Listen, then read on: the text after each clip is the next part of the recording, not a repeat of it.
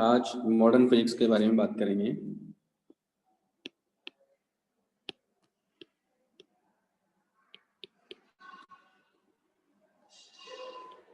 हेमंत, आप लोगों का कहाँ तक हो गया था?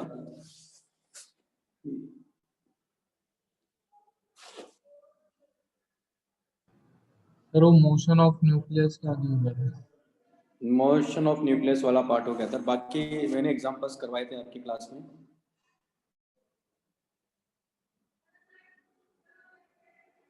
मैंने एग्जांपल्स कहाँ तक करवा देते? ये 21, 22, 23 ये सारे एग्जांपल्स हो गए थे ना? 24, हाँ एक मिनट। हाँ सर। ये एग्जांपल 25 भी हो गया था। सर 25 नहीं हुआ था शायद से। अच्छा,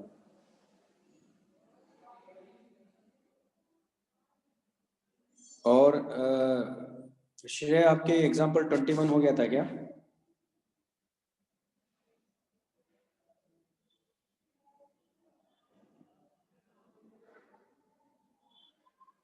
चलो आरुष, आप बता दीजिए, ये हुआ था क्या एग्जांपल 21?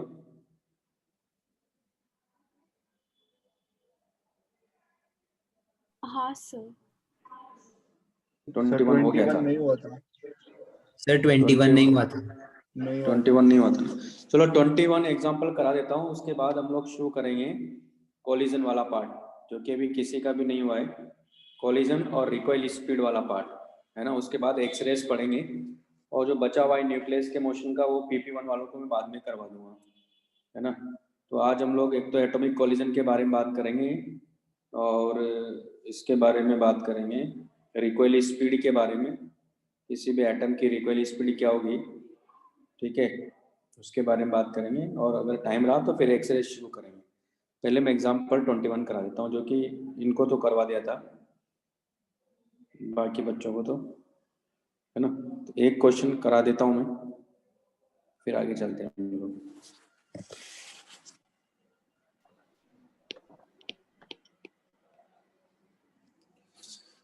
इसमें दिया हुआ है, दरअसल ये कह रहा है कि small particle of mass m moves in such a way that the potential energy, अपने को दिया हुआ है AR², और हमें मालूम है कि पोटेंशियल एनर्जी सिर्फ कंजर्वेटिव नेचर के फोर्सेस के लिए डिफाइन है, ठीक है।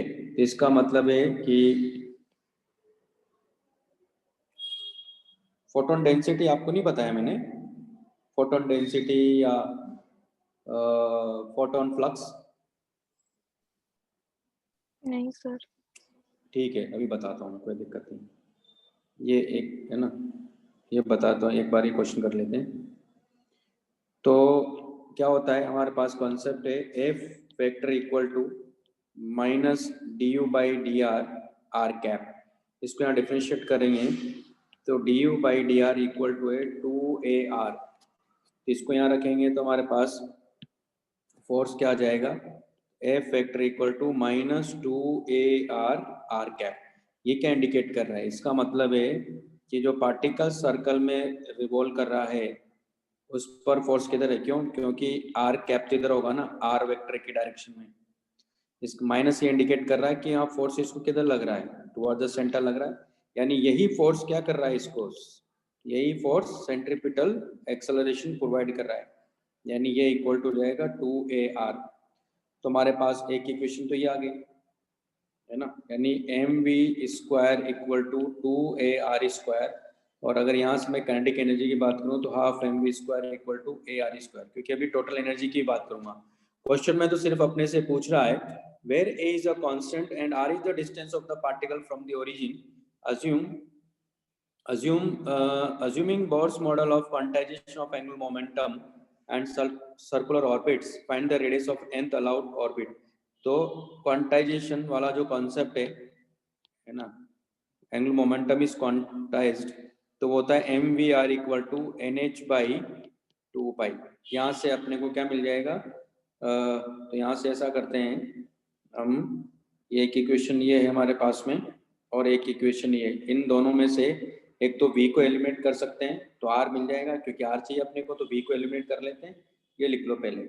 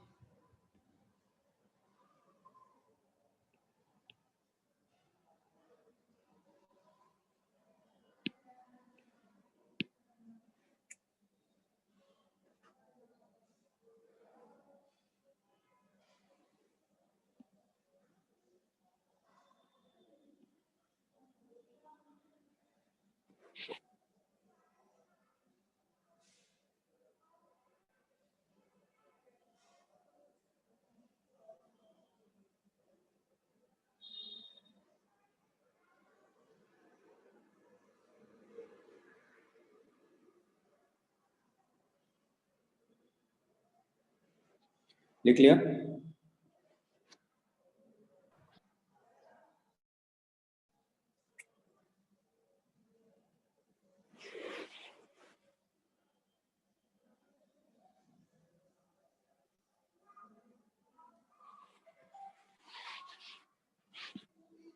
तो यहाँ देखिए अब आप, हमारे पास में दो इक्वेशन है, दो अननोन है, इन दोनों से v को एलिमिनेट करते हैं। तो एलिमिनेटिंग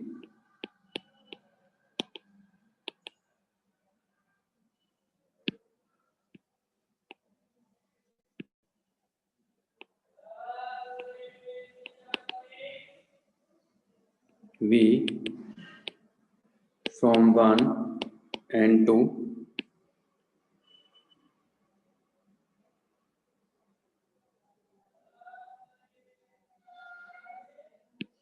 तो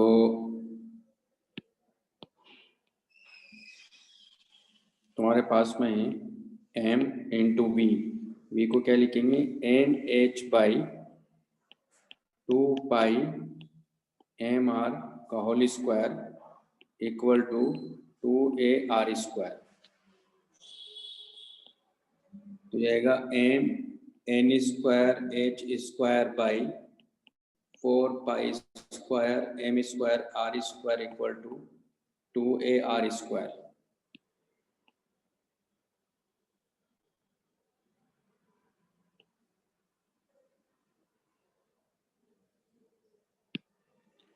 तो ये हो जाएगा हमारे पास में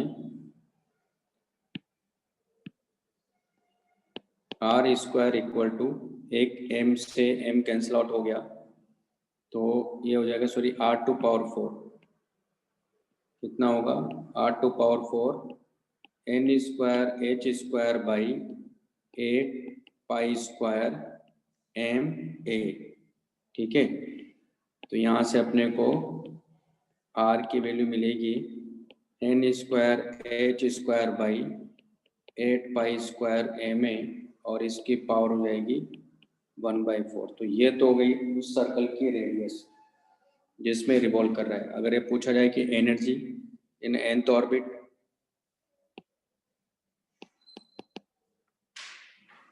एनर्जी इन nth ऑर्बिट, तो वो एनर्जी क्या हो जाएगी हमारे पास में, यानी kinetic energy half mv square plus potential energy जो कि क्या था ar स्क्वायर, यानी ये आगे हमारे पास में en, तो mv स्क्वायर यानी mv स्क्वायर बाई 2 क्या मिल रहा था, ar स्क्वायर मिल रहा था अगर आप देखो तो वहाँ, तो ये भी प्लस ar स्क्वायर। तो nth ऑर्बिट में जो एनर्जी है वो कितनी आ रही है, 2ar स्क्वायर, ये en आ गया।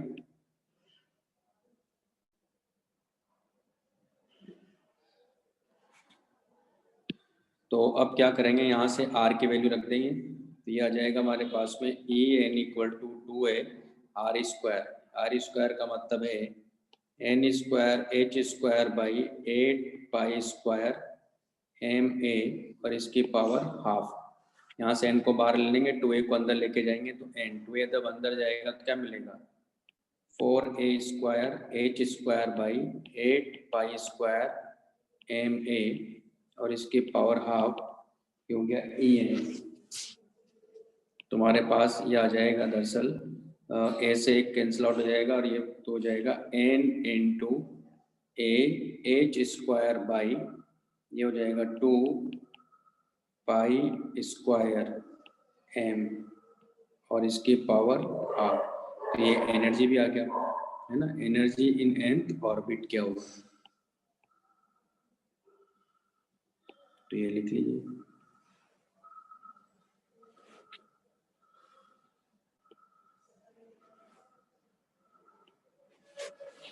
नेक्स्ट हमारे पास में एटॉमिक कॉलिजन, और ये मैं बताता हूँ आपको लास्ट में, फोटोन डेंसिटी और फोटोन फ्लक्स। पहले जो कॉमन चीज़ है वो करवा देता हूँ।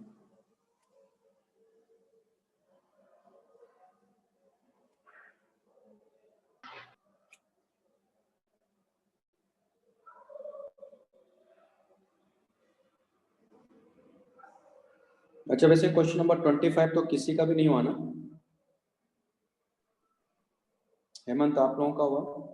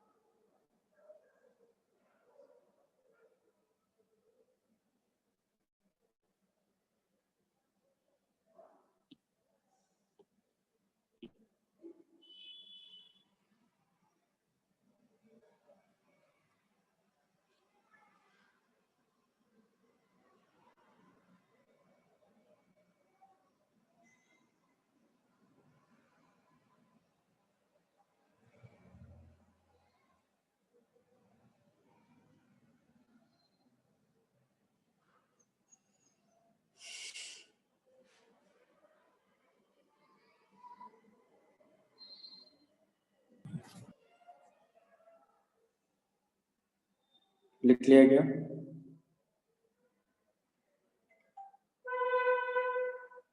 हाँ सर।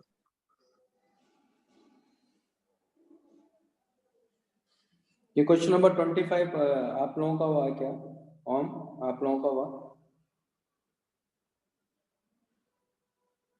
एग्जाम्पल 25? नहीं सर।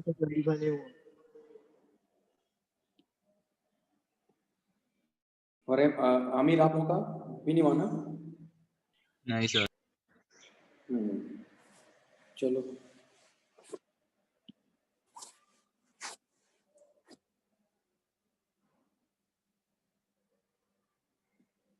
चलो नेक्स्ट हमारे पास में example 25।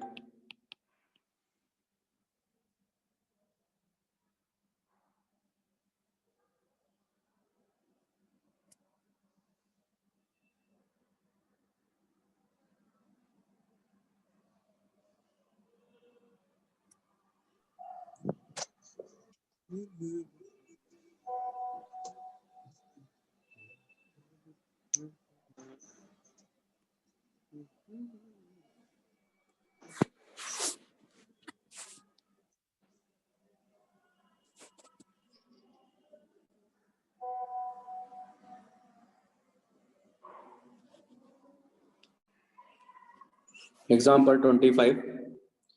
An electron is orbiting in a circular orbit of radius r.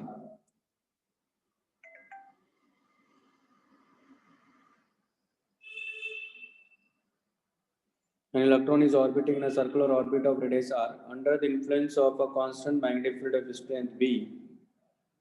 तो ये हमारे पास में है कि ये मान लो सर्कल है और इस सर्कल में एक इलेक्ट्रॉन ऑर्बिट यानी इलेक्ट्रॉन जो है वो ऐसे मूव कर रहा है, इसकी स्पीड भी है, ये इलेक्ट्रॉन है।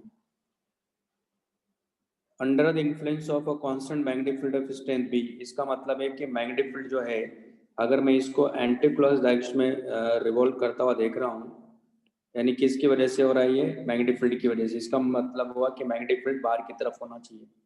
कैसे?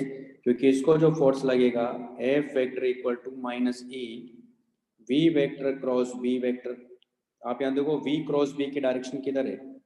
V क्रॉस बी की डायरेक्शन बाहर की साइड है, क्योंकि B ऊपर की तरफ है, तो V क्रॉस बी किधर है? बाहर है। लेकिन माइनस साइन क्या इंडिकेट कर रहा है कि इसको जो फोर्स लग रहा है वो अंदर की तरफ है। ओके, और ये जो फोर्स है इसको क्या कर रहा है? यानी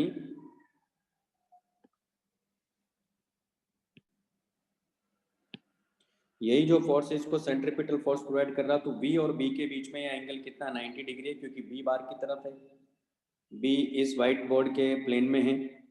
तो इसका मतलब हुआ कि दोनों के बीच में एंगल 90 डिग्री है, तो EVB इक्वल टू होगा mv स्क्वायर बाई r। जहाँ V से ये V कैंसिल आउट हो गया, तो EB R इक्वल टू हो गया mv।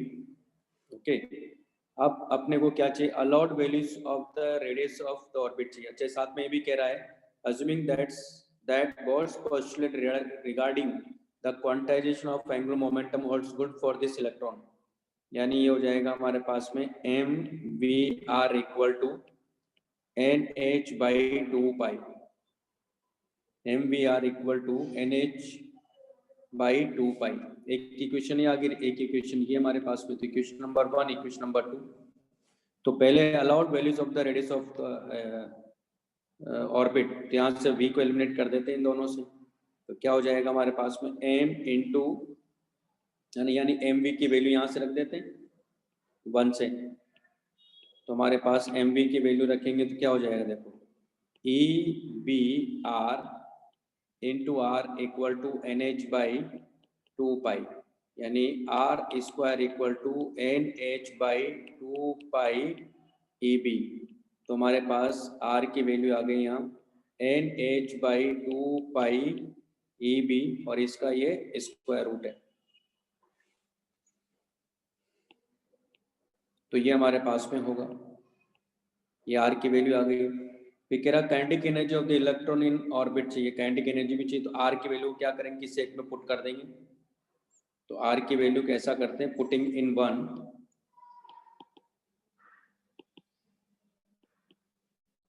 तो EB, और ये हमारे पास में root NH by 2 pi EB, और ये इक्वल टू है MB। तो हमारे पास यहाँ से B मिल गया अपने को, ये लिख लीजिए पहले।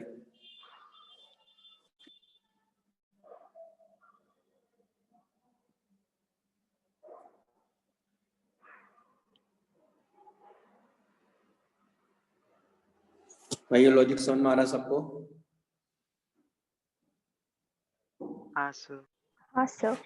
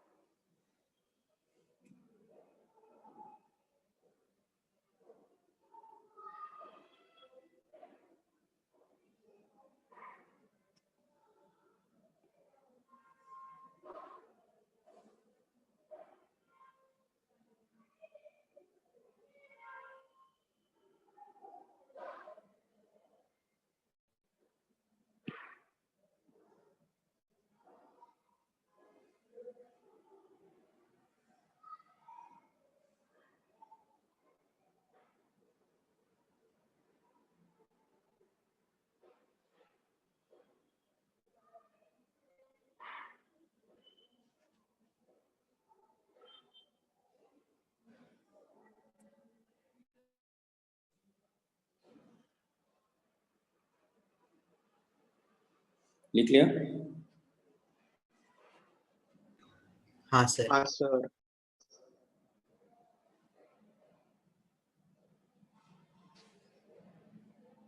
आमिर, आप लोगों ने लिख लिया? हाँ सर।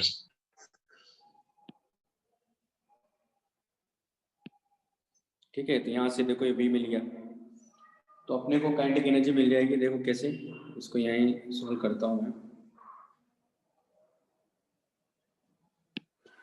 तो यहाँ से mv की वैल्यू हमारे पास में है EB रूट NH/2πeB, और हमें मालूम है काइनेटिक एनर्जी मतलब P²/2mB लेते हैं, ये काइनेटिक एनर्जी हो गई। तो यानी P की वैल्यू हमारे पास में तो 1/2m, तो ये हो जाएगा, स्क्वायर करेंगे तो ये क्या मिलेगा अपने को, E²B² NH/2πeB, यानी काइनेटिक एनर्जी की वैल्यू आ गई यहाँ। EB से एक EB कैंसिल आउट हो जाएगा, तो NHEB डिवाइडेड कुछ बाई नहीं करवा दो, ट्रस्ट नहीं है क्या मेरे को। 4πm, क्या हो गया, ठीक है ना। तो ये हमारे पास में काइनेटिक एनर्जी आ गई, ये तो काइनेटिक एनर्जी है। फिर कह रहा potential energy of interaction between the magnetic moment of the orbital current due two electron moving in its orbit and the magnetic field B, यानी पोटेंशियल एनर्जी फाइंड करनी है। तो हमारे पास में R पता है ना, और V पता है। हम लोग क्या करेंगे, यहाँ से ध्यान से देखिए, अब इंटरेक्शन एनर्जी की बात कर रहा है, तो पहले ऐसा करते हैं, M तो निकालने, इलेक्ट्रॉन की वजह से मैग्नेटिक डायपोल मोमेंट क्या होगा, मैग्नेटिक डायपोल मोमेंट पता चला गया तो इंटरेक्शन यानी पोटेंशियल एनर्जी की बात कर सकते हैं। यानी C की मुझे बात करना है, तो C की बात करने का मतलब क्या हुआ, U = -M vector dot B vector होता है ना। तो पहले M निकाल लेते, तो M क्या होता है, हमने सीखा था I πr², I into A, I को क्या लिखे यानी E/T πr², ये हमारे पास में है ना। T कहाँ से फाइंड करेंगे हम लोग, T हम लोग फाइंड कर सकते हैं, तो इसको पहले मैं रिमूव कर लेता हूँ।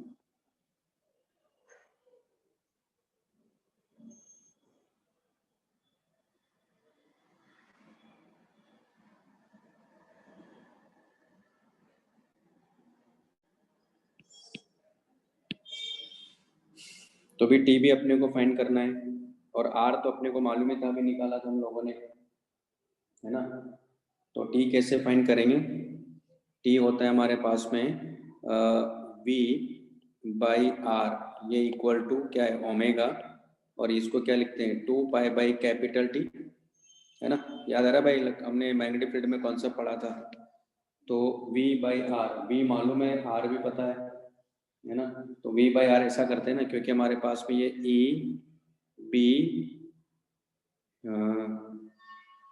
EBV इक्वल टू mv²/R, यानी V से V कैंसिल आउट हो गया, तो यहाँ से मिल रहा है अपने को, देखो क्या मिल जाएगा, V/R, यानी EB/m इक्वल टू V/R, तो यानी ये हमारे पास आ गया EB/m। अच्छा, इससे करने की जरूरत नहीं है, मैं कहाँ उलझ जाऊँ इसमें, इसको करने की ऐसी जरूरत ही नहीं है। दूसरा तरीका बताते हैं, तो बहुत लेंथी प्रोसेस हो गया। दूसरा तरीका क्या है, आपको याद होगा हमने जायरोमैग्नेटिक रेशियो पढ़ा था, है ना। तो जायरोमैग्नेटिक रेशियो क्या है, M/L इक्वल टू E/2m ना, तो M सीधा आ गया, E/2m, है ना, उससे निकालो ज़्यादा अच्छा है, तो बहुत लेंथी प्रोसेस है। तो ये L क्या है यहाँ, NH/2π तो है एंगुलर मोमेंटम, तो हमारे पास M मिल गया NH/4πm इंटू n, ये हमारे पास में M है। ओके, अब यहाँ ध्यान से देखो कि इलेक्ट्रॉन की वजह से M, और जो मैग्नेटिक फील्ड हमने अप्लाई किया हुआ है, क्योंकि इलेक्ट्रॉन इधर की तरफ क्या कर रहा है, v स्पीड से जा रहा है ना, ये इलेक्ट्रॉन है जो v स्पीड से जा रहा है। तो आप देखो कि मैग्नेटिक फील्ड किधर है, बाहर की तरफ देखा हम लोगों ने, यानी सब जगह मैग्नेटिक फील्ड बाहर की तरफ है, लेकिन इलेक्ट्रॉन एंटी क्लॉकवाइज डायरेक्शन में रोटेट कर रहा है, तो इसकी वजह से जो M होगा, मैग्नेटिक डायपोल मोमेंट होगा, वो तो अंदर है। तो यानी इसकी इंटरेक्शन एनर्जी की जब बात करेंगे, तो एनर्जी क्या हो गई यहाँ, वो तो +M × B हो जाएगा, ठीक है, क्योंकि B बाहर की तरफ है, M अंदर की तरफ है। अब ये तो पुराना कॉन्सेप्ट जो याद होना चाहिए, तो हो जाएगा ENH/4πm × B, यानी ये एनर्जी आएगी। तो अब देखो ये आ गई हमारे पास में पोटेंशियल एनर्जी। तो टोटल एनर्जी जो कि मैकेनिकल एनर्जी है, वो क्या होगा, kinetic energy plus potential energy, है ना। तो ये हो जाएगा हमारे पास में, इसको En ले लेते हैं और काइनेटिक एनर्जी दे रखा है, तो जितनी काइनेटिक एनर्जी यहाँ उतनी पोटेंशियल भी दिख रही है, तो अल्टीमेटली कितना हो गया है, N B H by 4 pi M into N into 2 ना, तो अल्टीमेटली कितना हो गया आंसर इसका, E B H N by 4 pi M, तो total energy in nth orbit वो ये मिल जाएगा आपको, लिख लीजिए, सॉरी ये 2 हो जाएगा ना। सर वो पॉजिटिव कैसे हुआ बता सकते हो? हाँ पॉजिटिव इसलिए हुआ क्योंकि कॉन्सेप्ट ये होता है, ये तो मालूम है आपको। हाँ सर। है ना, तो आप यहाँ देखो कि मैग्नेटिक फील्ड ऊपर की तरफ लग रहा है, तभी तो ये electron anti clockwise direction move कर रहा है इस मैग्नेटिक फील्ड की वजह से।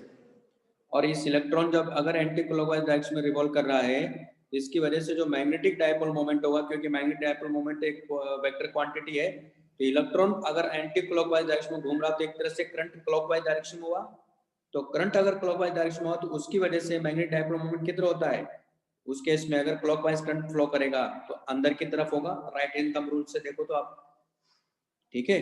तो एम अंदर की तरफ, फिर बी बाहर की तरफ है, दोनों के बीच में एंगल कितना है यहाँ, तो minus M B cos theta, theta कितना है 180 है, 180, तो ये क्या हो हाँ सर। जाएगा, प्लस हो जाएगा, ओके लिख लीजिए।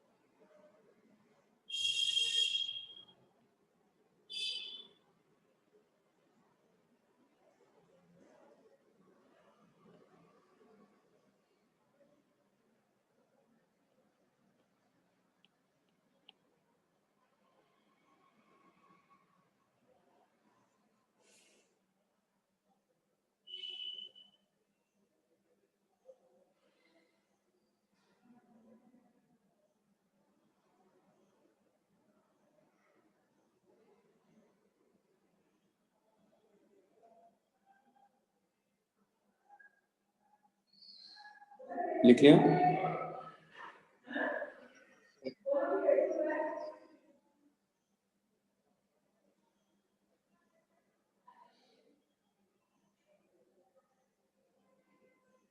हाँ सर। हम नेक्स्ट हमारे पास में एटॉमिक कॉलिजन, ओके।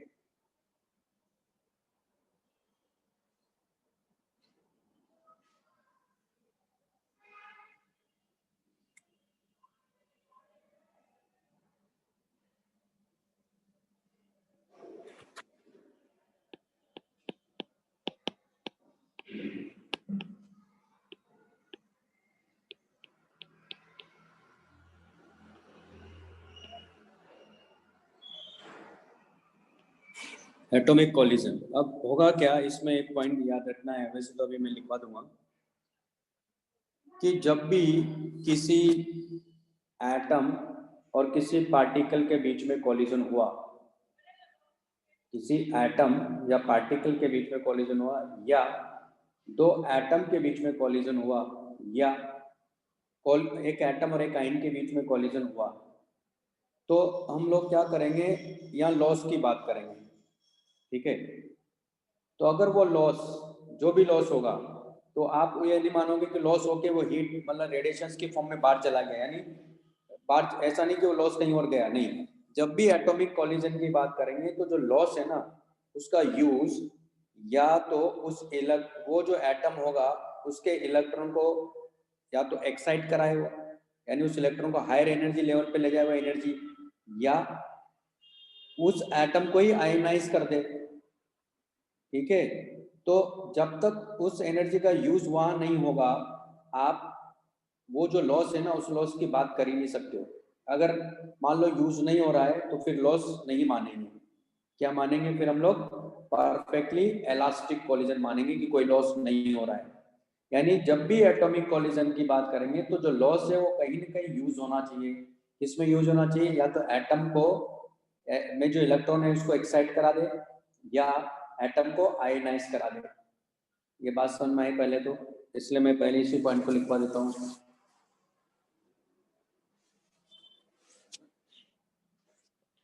तो लिखेंगे इन atomic collision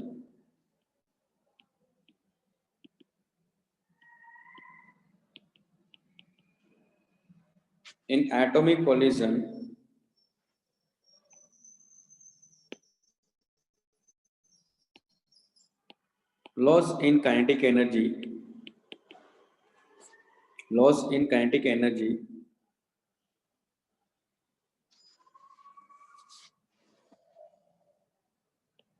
of a system in atomic collision, loss in kinetic energy of system is possible if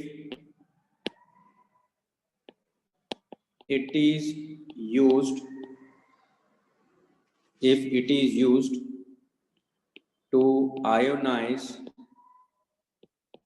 the atom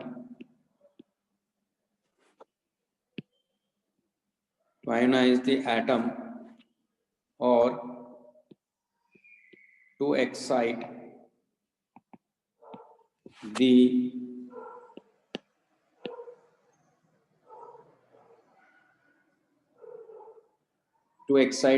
atom.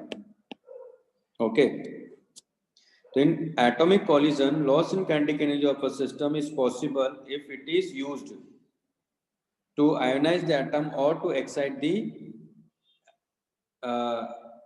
atom. Okay, clear है? अगर नहीं हो पा रहा है तो फिर हम लोग उस कोलिजन में लॉस नहीं मानेंगे। क्लियर?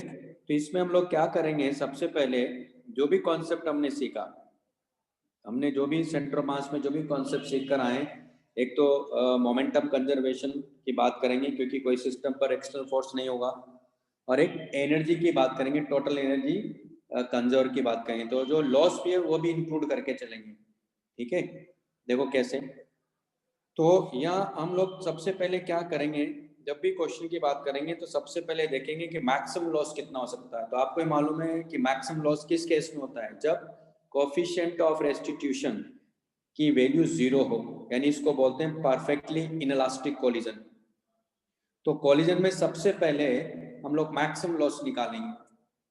ओके, अगर मैक्सिमम लॉस जितनी रिक्वायरमेंट है अगर उससे कम आ रहा है, यानी मिनिमम जो रिक्वायरमेंट है उससे भी कम आ रहा है, तब हम लोग बोलते हैं कि ये परफेक्टली इलास्टिक कोलिजन होगा, क्योंकि कोई लॉस होगा ही नहीं। लेकिन अगर मान लो मिनिमम एनर्जी की रिक्वायरमेंट है, उतनी एनर्जी मान लो लॉस से अपने को मिल रही है, जो कि maximum energy loss, maximum loss अगर मिनिमम एनर्जी जितना चाहिए उतना मिल पा रहा है, तो इस केस में हम लोग क्या मानेंगे? इसको हम लोग मान सकते हैं कि परफेक्टली क्या हो सकता है? परफेक्टली इनइलास्टिक कोलिजन हो सकता है। क्या हो सकता है? परफेक्टली इनइलास्टिक कोलिजन हो सकता है। ठीक है, अभी जैसे क्वेश्चन करवाऊंगा तो उससे और क्लियर होगा। जैसे एग्जांपल 27 है, बेस्ट एग्जांपल है ये समझने के लिए, इस कॉन्सेप्ट को समझने के लिए। इसमें सब कुछ इंक्लूड किया इन्होंने। ठीक है, तो सबसे पहले हम लोग यहाँ मैक्सिमम एनर्जी, मैक्सिमम लॉस की बात करेंगे इसमें, है ना। तो एक एक करके इसने कई सारे पॉइंट अपने को समझाए हैं, है ना।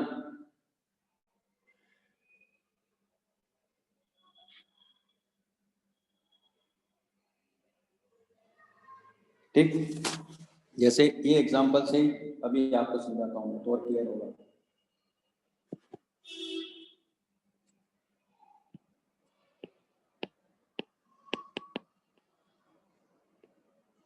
इसने एक न्यूट्रॉन लेयर, एक हाइड्रोजन एटम लिया। पहले हाइड्रोजन एटम का एनर्जी लेवल्स को समझ लेते हैं, फिर मैं इस क्वेश्चन पर आता हूँ। ये n=1 है, ये n=2 है, ये n=3 है, ये n=4 है। यहाँ जो एनर्जी है, टोटल एनर्जी इस ऑर्बिट की वो -13.6 इलेक्ट्रॉन वोल्ट है।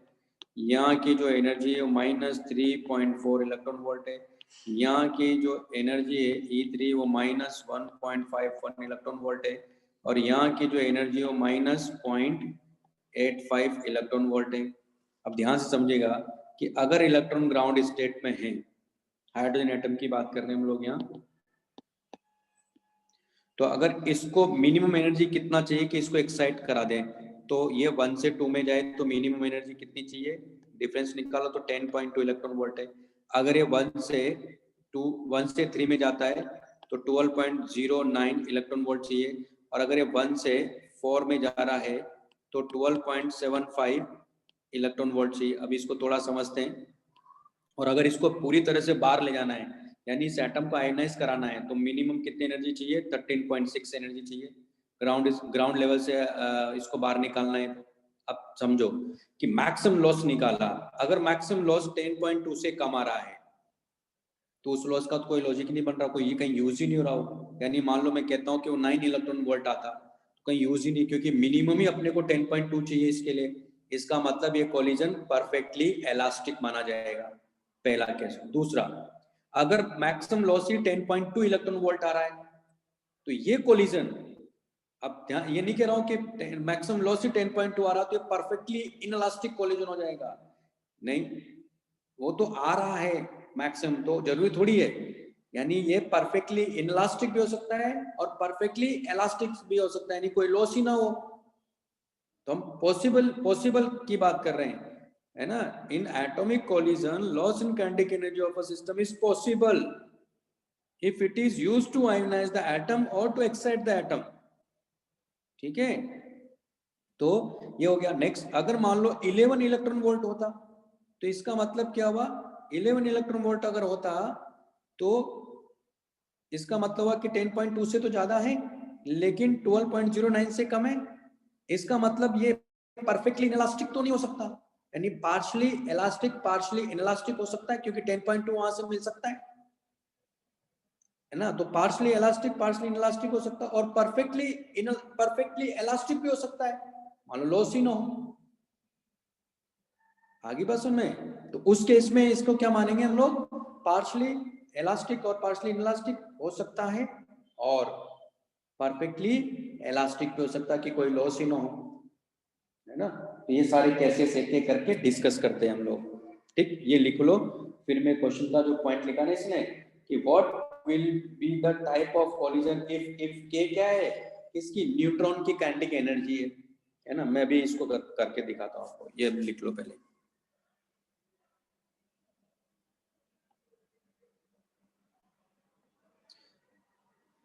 और अभी भी अगर किसी को डाउट हो मैं जो बोल रहा हूँ उस पर, तो पूछ सकता है। नहीं ना भाई डाउट इसमें, क्योंकि अभी क्वेश्चन करेंगे तो और क्लियर हो जाएगा आपको।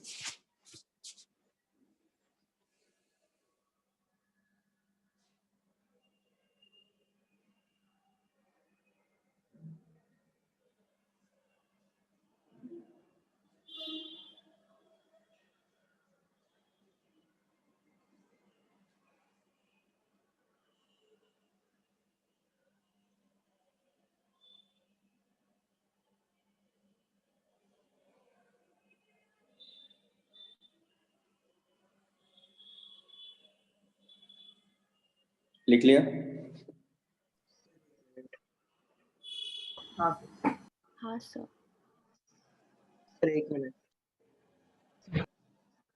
ये 12.75 जब ये 1 से 4 में जा रहा है तो डिफरेंस निकालो इनका, है ना।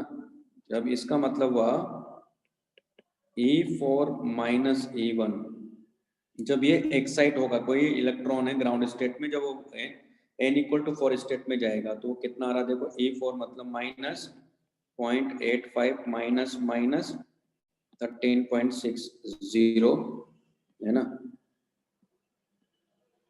तो ये जो एनर्जी डिफरेंस आ रहा है देखो कितना आ रहा है, तो ये आ रहा है हमारे पास में 12.75 इलेक्ट्रॉन वोल्ट।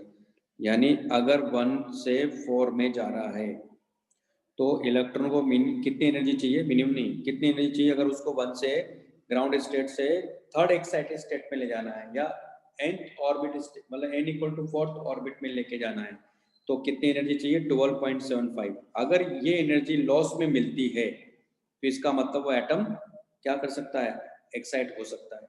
ये मतलब है यहाँ। अभी समझ में आया?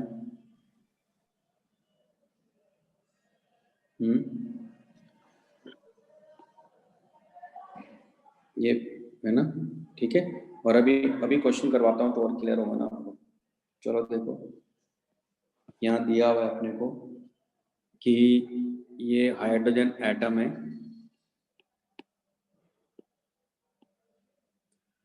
और ये न्यूट्रॉन है, जो कि न्यूट्रॉन मान लेते हैं u स्पीड से आ रहा है, यानी इसकी काइनेटिक एनर्जी अगर k है, और क्वेश्चन में दिया हुआ है कि दोनों का मास लगभग सेम ही लेना है ना, और ये फ्री टू मूव है। ये हाइड्रोजन एटम है जो रेस्ट पर है, जो कि फ्री टू मूव है ना। इसका भी मास सेम है और इसका भी मास, ऑलमोस्ट दोनों का मास सेम होता है। कोलिजन हुआ तो सबसे पहले आप बात करोगे, हेड ऑन कोलिजन की बात करें तो सबसे पहले मैक्सिमम लॉस की बात करोगे। तो मैक्सिमम लॉस कब होता है, जब परफेक्टली इनलास्टिक कोलिजन होगा। इसका मतलब है कि दोनों की स्पीड क्या होना चाहिए, सेम होना चाहिए। परफेक्टली इनलास्टिक कोलिजन है तो, है ना, सबसे पहले यही करेंगे, परफेक्टली इनलास्टिक कोलिजन मानेंगे, है ना। क्या करना है, सबसे पहले परफेक्टली इनलास्टिक कोलिजन मानना है।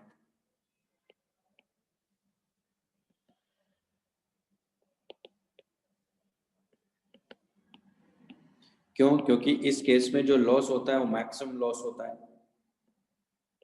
ओके, तो मोमेंटम कंजर्व करवाएंगे क्योंकि कोई एक्सटर्नल फोर्स नहीं है, तो इनिशियल मोमेंटम क्या होगा, एम यू, है ना। और इसकी काइनेटिक एनर्जी जो है के इक्वल टू क्या है, हाफ एम यू स्क्वायर है। तो इक्वल टू ये हो जाएगा m v plus m v, यानी यहाँ से अपने को वी मिल गया u बाई टू। तो लॉस की बात करेंगे तो मैक्सिमम लॉस जो कि इसी केस में होगा, तो लॉस कितना हो जाएगा, है ना, जो कि क्या होगा, ये मैक्सिमम लॉस होगा।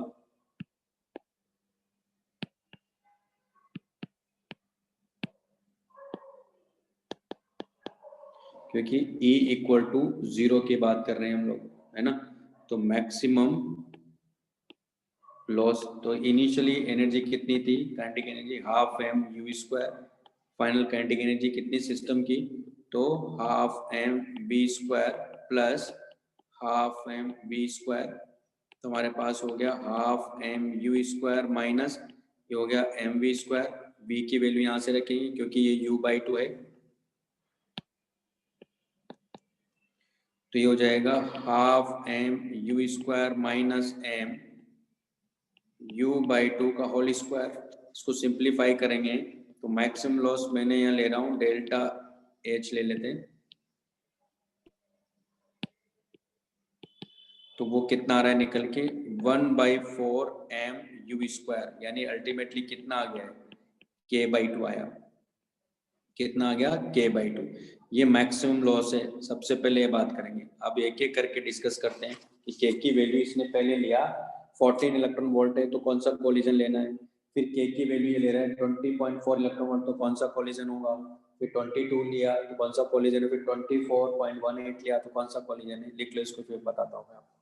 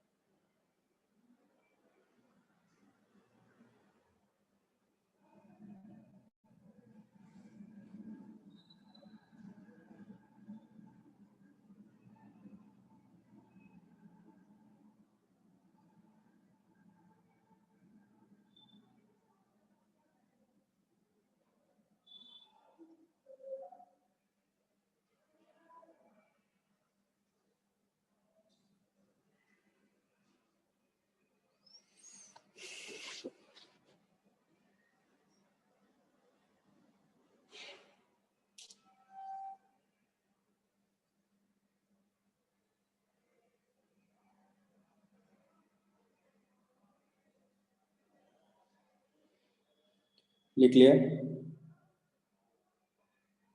हाँ सर। हाँ सर। अब यहाँ देखो, पहला केस लेते हैं, केस 1। इसने कहा इफ के इक्वल टू, इफ के इक्वल टू अगर 14 इलेक्ट्रॉन वोल्ट हुआ तो मैक्सिमम जो लॉस है, मैक्सिमम जो लॉस है वो कितना आ रहा है? 7 इलेक्ट्रॉन वोल्ट आ रहा है। कैसे? K/2। अब आप देखो, अभी बात हुई कि मिनिमम कितना चाहिए हाइड्रोजन एटम के केस में, क्योंकि किसी भी एक एटम को, क्योंकि एक तो क्या न्यूट्रॉन है, उसको तो कुछ फर्क ही नहीं है, हाइड्रोजन एटम को एक्साइट कराना चाहिए, तो कितनी एनर्जी अवेलेबल है? लेकिन यहाँ अवेलेबल एनर्जी कितनी है? 7 इलेक्ट्रॉन वोल्ट। इसका मतलब मैक्सिमम लॉसेस 7 इलेक्ट्रॉन वोल्ट है। इसका मतलब है कि कॉलिजन परफेक्टली इनलास्टिक नहीं है, तो है ना, तो देयरफॉर, या लिख देता हूं, सिंस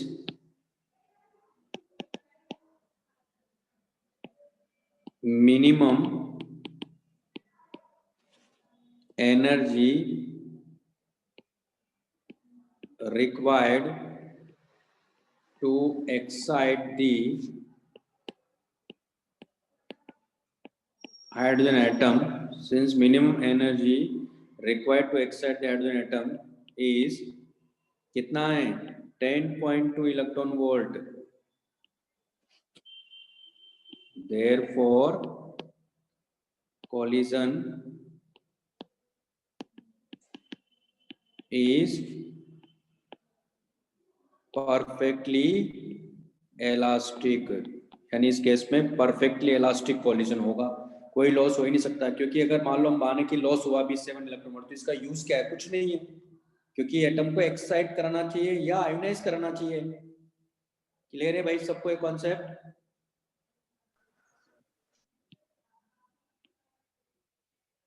हाँ सर। हाँ सर। है ना? हाँ, लिख लीजिए इसको।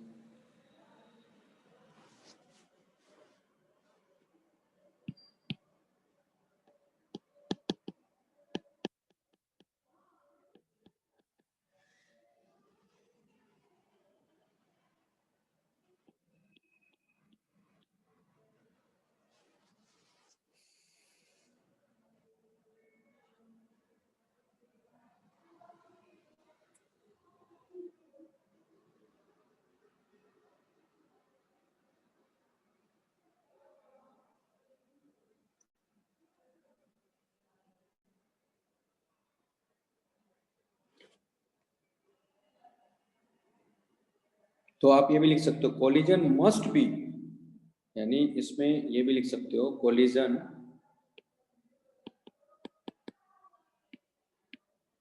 Must be perfectly elastic. ये भी करेक्ट स्टेटमेंट इसके लिए, collision must be perfectly elastic. लेकिन इसके लिए अब चेक करते हैं।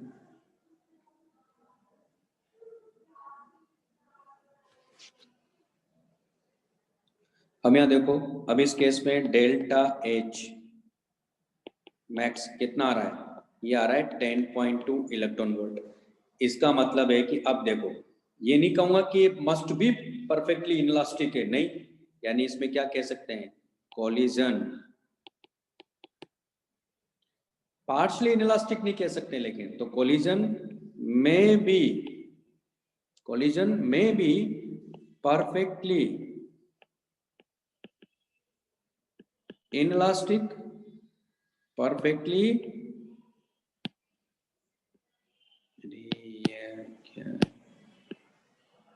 Perfectly in elastic. तो कोलिजन में भी परफेक्टली इनलास्टिक,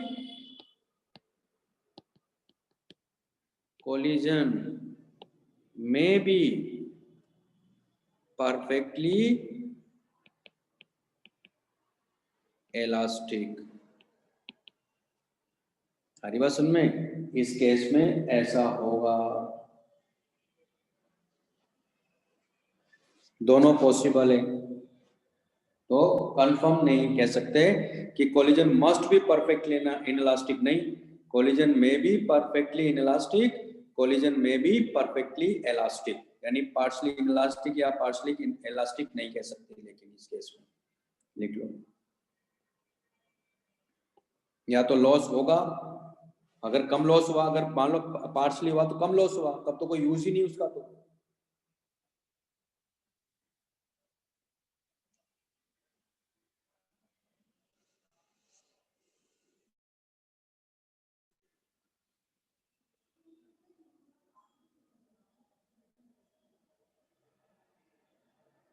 हाँ, अभी अभी अभी बाकी के केस कर लेते हैं, फिर उसके बाद डाउट बताइएगा, ठीक है। अभी बाकी चीज भी मैं डिस्कस कर लेता हूँ एक बार।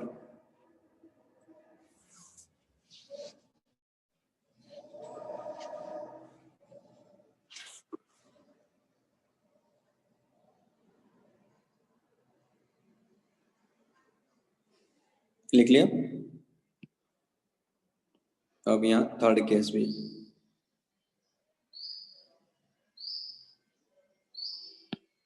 थर्ड केस क्या देखो,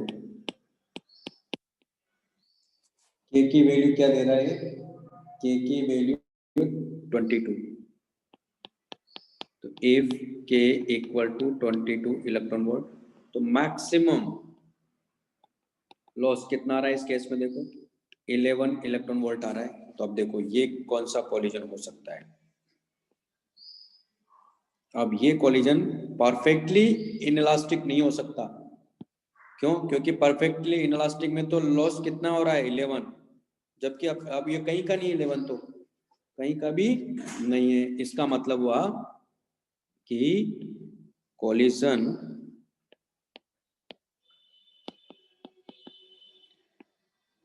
में भी पार्शली इनइलास्टिक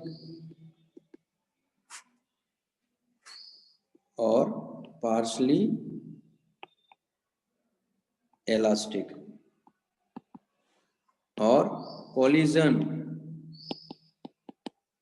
में भी परफेक्टली, यानी लॉस इन परफेक्टली इलास्टिक, लेकिन परफेक्टली इलास्टिक तो नहीं होगा। कोलिजन में भी परफेक्टली इलास्टिक हो सकता है, यानी कोई लॉस ही ना हो, और फिर पार्शली इलास्टिक और पार्शली इनइलास्टिक हो सकता है। मेरे ख्याल से पॉइंट समझ में आ गया होगा अब तो।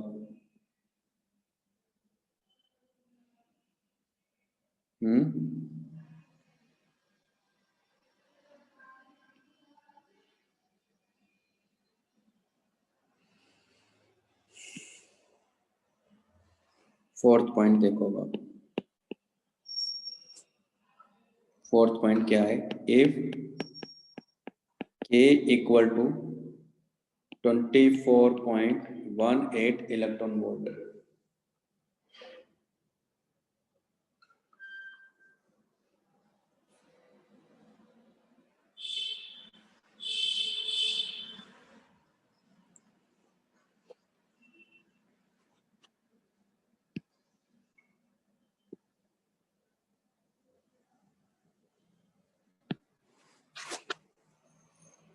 यहाँ देखो डेल्टा एच मैक्स कितना आ रहा है, तो K/2 यानी 12.09 इलेक्ट्रॉन वोल्ट। अब यहाँ देखो ध्यान से,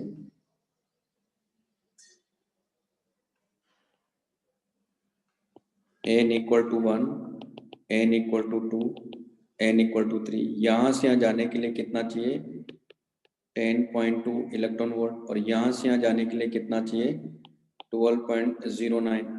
इसका मतलब ये कोलिजन क्या क्या हो सकता है देखो, क्योंकि मैक्सिमम लॉस इतना दिखा रहा है, इसका मतलब ये परफेक्टली इनइलास्टिक हो सकता है।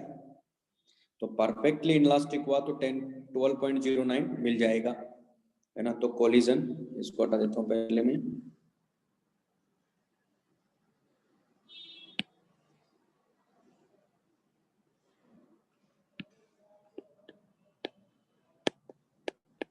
तो कोलिजन में भी परफेक्टली इलास्टिक, अगर परफेक्टली इलास्टिक हुआ तो जो डिफरेंस आ रहा वो 1 और 3 यानी 12.09 दे सकता है ना। कोलिजन में भी partially inelastic और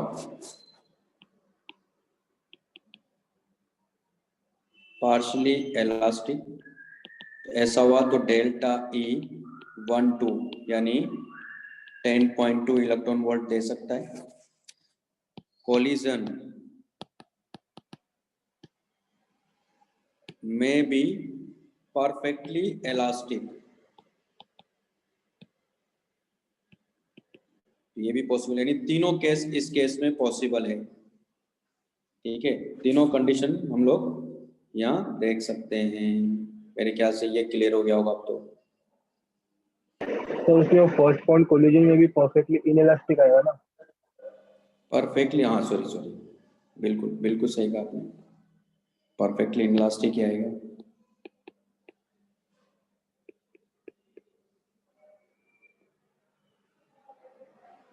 गुड, ओके।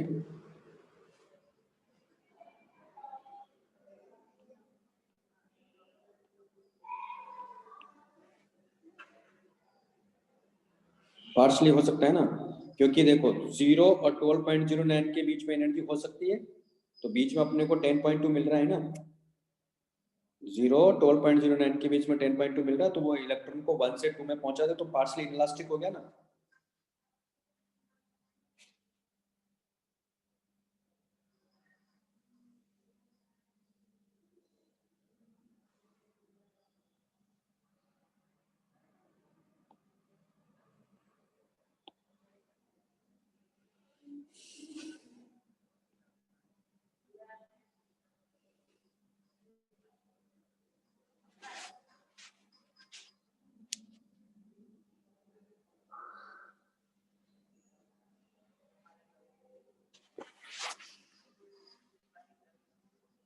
अब जैसे हमारे पास में एग्जाम्पल 28 है, ये करता हूँ।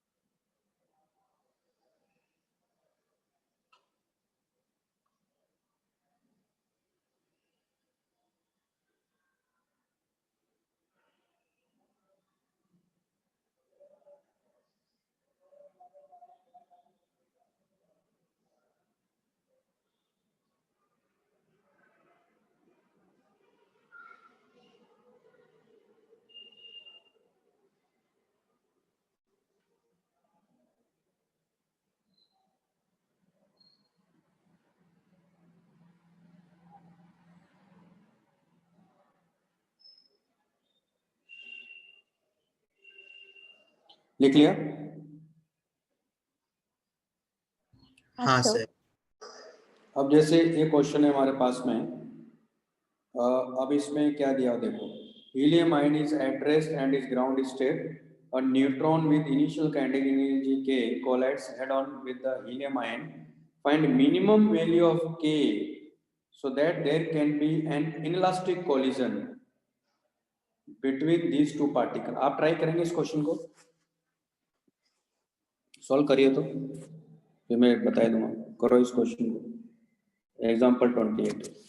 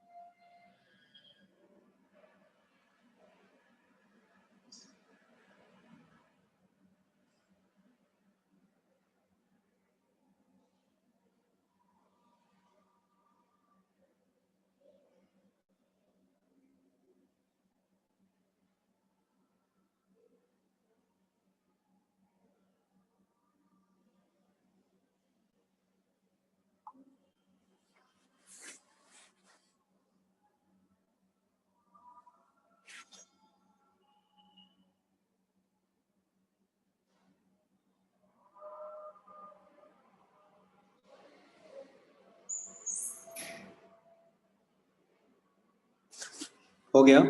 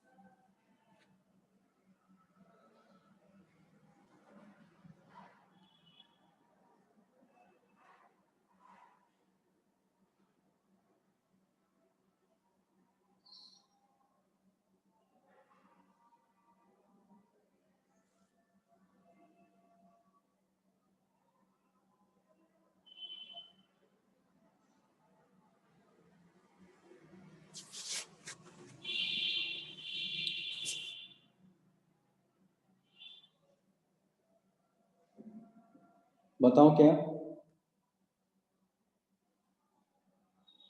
गुड।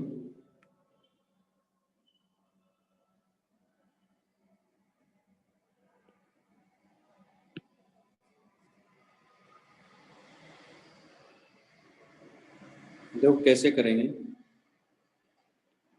ये न्यूट्रॉन है, इसका मास m है, और इसका मास क्योंकि हीलियम है तो इसका मास 4m है। ठीक है, क्योंकि 2 प्रोटॉन है 2 न्यूट्रॉन है, तो इसका मास क्या होगा? 4m होगा। तो क्या हो रहा है कि ये मान लो u स्पीड से आ रहा है, यानी इसकी काइनेटिक एनर्जी हो जाएगी हाफ m u स्क्वायर, और ये रेस्ट पर है। सबसे पहले क्या बताया मैंने? सबसे पहले बात करेंगे मैक्सिमम लॉस की। तो हेड ऑन कोलिजन हो रहा है और मैक्सिमम लॉस की बात करेंगे तो दोनों की स्पीड क्या होगी? यहाँ v, इसका मास m है, इसका मास 4m है, तो मोमेंटम कंजर्व रहेगा। तो law of conservation of momentum apply करेंगे। तो इनिशियल मोमेंटम प्लस हीलियम का 0 है, हीलियम प्लस का, और इसका कितना हो जाएगा? m प्लस 4m इंटू कितना हो जाएगा? v। तो हमें यहाँ से v इक्वल टू मिलेगा u/5। तो सबसे पहले बात करेंगे मैक्सिमम लॉस की, क्योंकि हम लोग यहाँ परफेक्टली इनइलास्टिक कोलिजन मान के कर रहे हैं। तो मैक्सिमम लॉस कितना हो जाएगा? तो delta mx equal to initial kinetic energy half mu square minus final, तो वो half m v square plus half 4m v square. ठीक है, तो कितना हो जाएगा? Half m u square minus यहाँ हो जाएगा हमारे पास में 5/2m, और v की वैल्यू क्या है यहाँ? u/5 का होल स्क्वायर, यानी ये हो गया हमारे पास में half m u square minus 5m u square by 2 into 25। ठीक है, तो इससे ये 5 टाइम्स चला गया, तो हमारे पास आ गया delta H max equal to ऊपर नीचे 5, तो यानी हाफ एम स्क्वायर 5 बाई, यानी हो जाएगा 4/5 हाफ m u स्क्वायर, यानी 4k/5। 4k/5 हमारे पास में ये मैक्सिमम लॉस। मिनिमम लॉस क्या होगा? 0 हो सकता है, तो 0 से लेकर 4k/5 तक ये एनर्जी हमारे पास में, मतलब ये लॉस हो सकता है। ठीक है, रेंज है 0 से 4k/5, यानी कोई लॉस नहीं, तो परफेक्टली इलास्टिक कोलिजन हो जाएगा। मैक्सिमम लॉस की बात करेंगे, यानी E इक्वल टू 0 की बात कर रहे हैं। अब क्या कह रहा क्वेश्चन में? ये कह रहा मिनिमम। तो पहले तो मिनिमम चाहिए, इसका मतलब क्या हुआ? इसका मतलब ये हुआ कि जब मिनिमम की ये बात कर रहा है, ये लिख लो पहले, फिर बताता हूँ मैं आगे क्या करना है।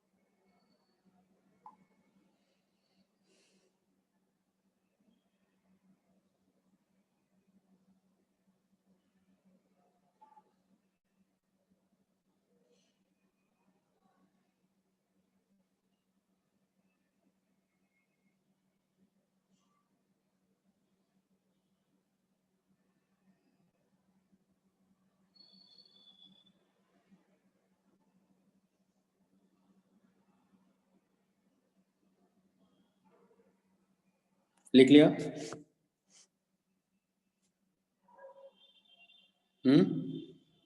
Sir hello. हाँ सर।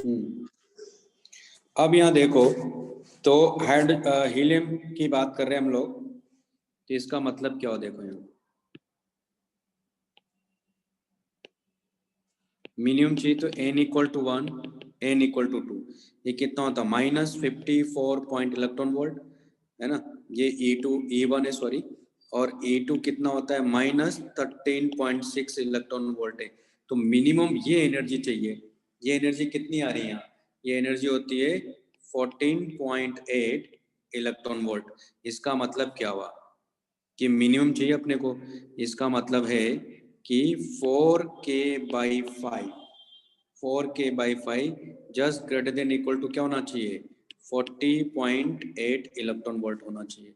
तो इसके करस्पॉन्डिंग आप देखोगे 5 इंटू 40.8/4 इलेक्ट्रॉन वोल्ट, यानी के ग्रेटर देन इक्वल टू आ रहा है 51 इलेक्ट्रॉन वोल्ट, यानी के मिनिमम कितना चाहिए, के मिनिमम चाहिए 51 इलेक्ट्रॉन वोल्ट। अगर इससे ज़्यादा हुआ तो हो सकता है हायर एनर्जी पे ले जाए, हायर एनर्जी लेवल पे ले जाए, या इसको एक्साइट भी कर, इसको आयोनाइज भी करा सकता है, यानी इलेक्ट्रॉन को ये इस इलेक्ट्रॉन को 2 पे ले जा सकता है, 3 पे ले जा सकता है, लेकिन मिनिमम की बात कर रहा है। तो मिनिमम कितनी चाहिए, 40.8 इलेक्ट्रॉन वोल्ट चाहिए। तो इसके करस्पॉन्डिंग हमारे पास में के मिनिमम की वैल्यू आ गई, यानी उसकी मिनिमम काइनेटिक एनर्जी कितना होना चाहिए, 51 इलेक्ट्रॉन वोल्ट होना चाहिए। पॉइंट क्लियर है सबको अब? हाँ सर। Yes sir. लिख लीजिए। तो ये बाकी के आप एग्जांपल कर लीजिए, 29, 30, 31, ये मैं आपको 32 ये क्लास में डिस्कस कर लूँगा।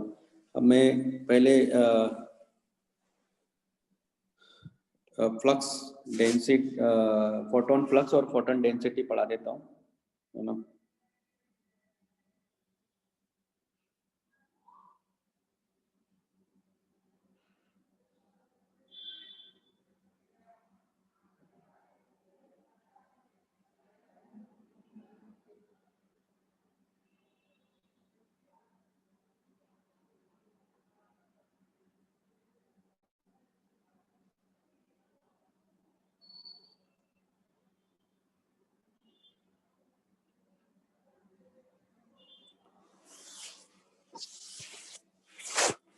लिख लिया? हाँ सर।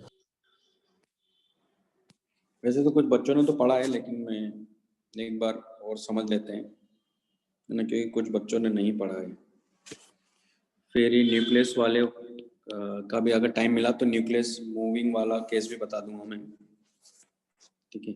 तो फोटोन फ्लक्स, फोटोन फ्लक्स मतलब होता है number of photons per second per unit area. Area कौन सा, एरिया क्रॉस सेक्शन की बात करेंगे, area of cross section, okay. तो जैसे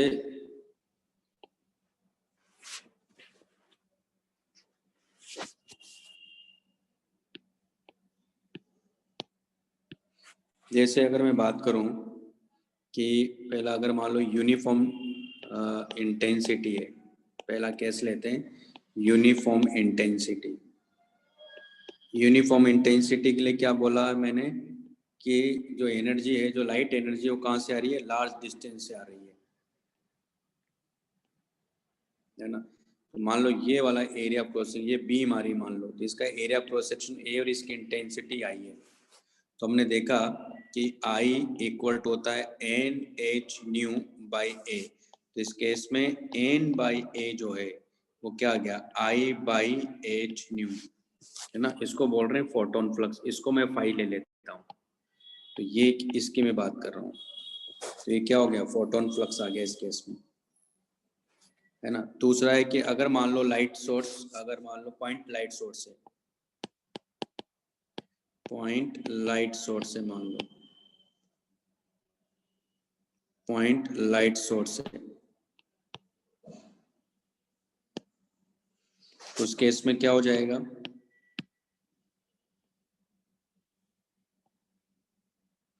ये लाइट हर डायरेक्शन में क्या करेगा, एमिट करेगा।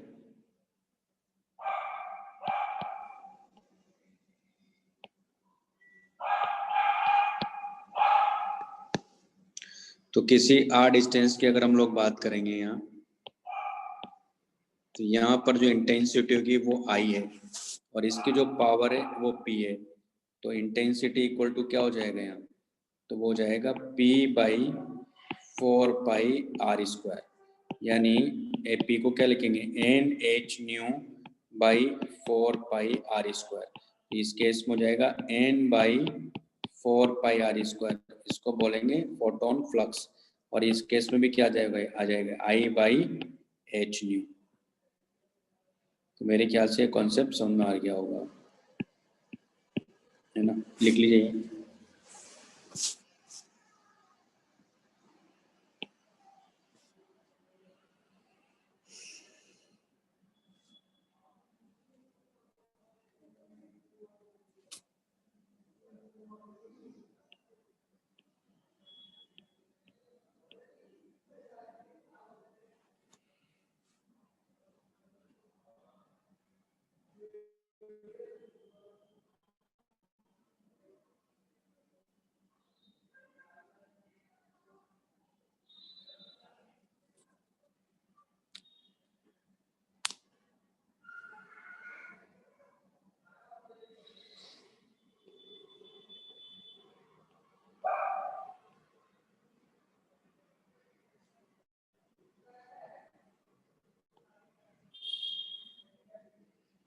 लिख लिया।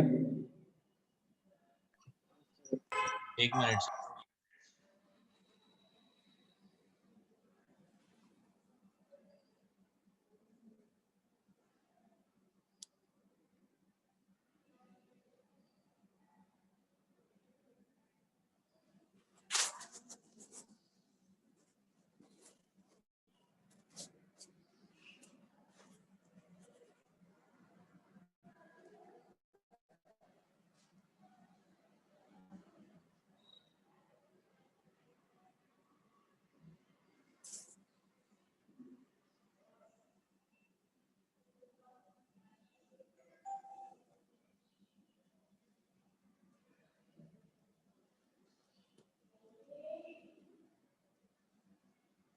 हो गया सर। नेक्स्ट है हमारे पास में फोटोन डेंसिटी।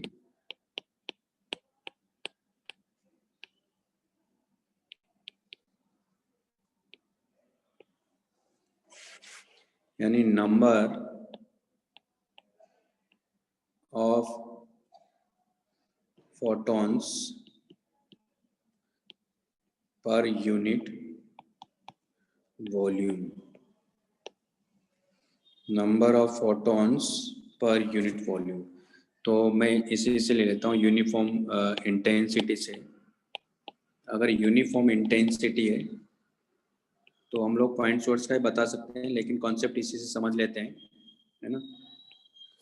तो इस केस में क्या हो रहा है कि लाइट एनर्जी जो है लार्ज डिस्टेंस से आ रही है, यानी सोर्स लार्ज डिस्टेंस पर रखा हुआ है जैसे सन, है ना।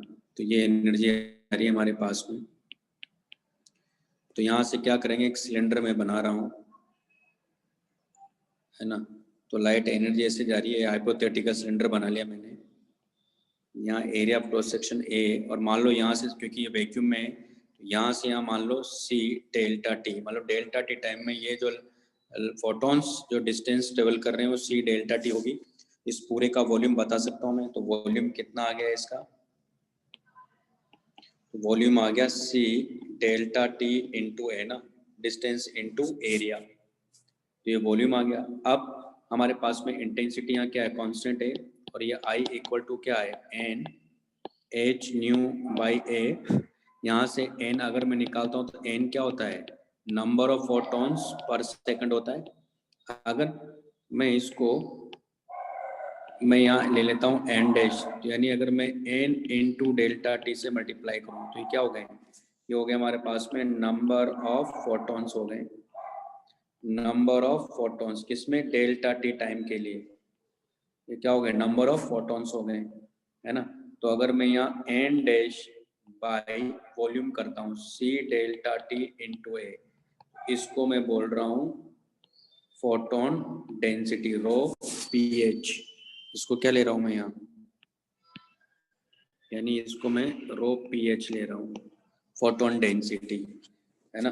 तो एन डैश की वैल्यू मुझे पता है, एन डैश की वैल्यू क्या है यहाँ, एन डेल्टा टी है by C delta T into A है, तो डेल्टा टी से डेल्टा टी कैंसिल आउट हो गए, और यहाँ से देखो एन बाई ए इस वाली इक्वेशन से रखेंगे हम लोग एन बाई ए, तो एन बाई ए यानी 1 बाई सी और एन बाई ए को लिखेंगे आई बाई एच न्यू, तो ये हमारे पास में आ गई फोटोन डेंसिटी, लिख लीजिए, यानी number of photons per unit volume. तो अभी दरअसल इन दोनों से रिलेटेड क्वेश्चंस नहीं आए हैं, तो ये तो यहाँ तो बताया था PP1 PP2 EP1 में तो बता दिया था मैंने।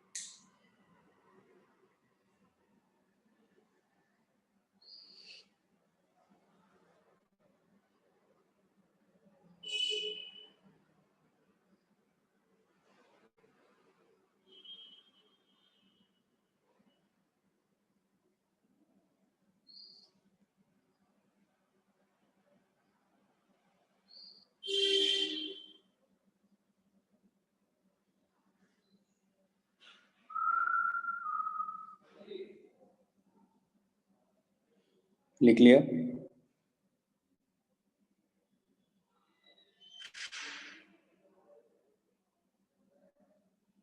सर है ना। तो जैन वाले बच्चों को अगर बैठना है तो बैठ सकते हो, वैसे मतलब क्लास अटेंड कर सकते हो, क्योंकि मैं इनको मूविंग वाला बता रहा हूँ, अगर न्यूक्लियस का मोशन है तो क्या होगा, एनर्जी पे क्या इफेक्ट आएगा, ठीक है। तो आपने पढ़ लिया तो आप चाहो तो बैठ सकते हो, कोई दिक्कत नहीं, अटेंड कर सकते हो क्लास, और नहीं है तो छोड़ सकते हो क्लास को, कोई दिक्कत नहीं है, ठीक है। ये आपके 2 पॉइंट रुके हुए थे तो बता दिया मैंने भी,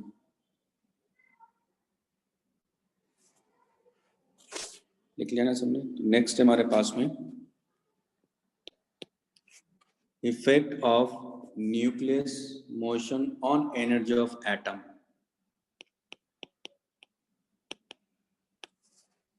effect of nucleus motion on energy of atom. Effect of nucleus motion on energy of atom.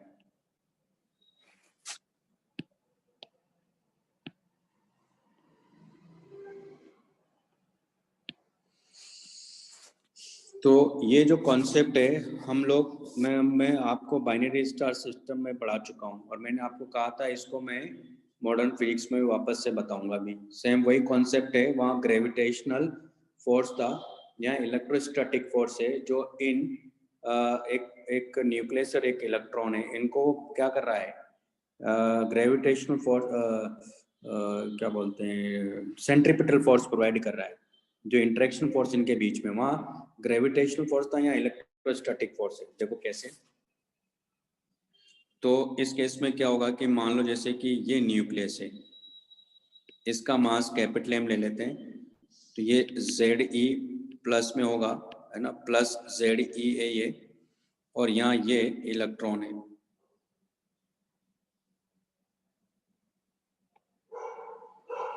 इसका मास स्मॉल m ले लिया, और इन दोनों के बीच की डिस्टेंस यानी nth ऑर्बिट की जो रेडियस है, ये समझ सकते हो, nth ऑर्बिट की जो रेडियस है वो r है। तो इनका जो कॉमन सेंटर मास है यहाँ कहीं होगा, इसके अबाउट ये रिवॉल्व कर रहे हैं, तो ये इस सर्कल में घूम रहा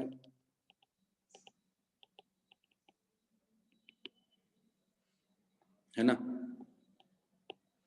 और ये इस सर्कल में घूम रहा है।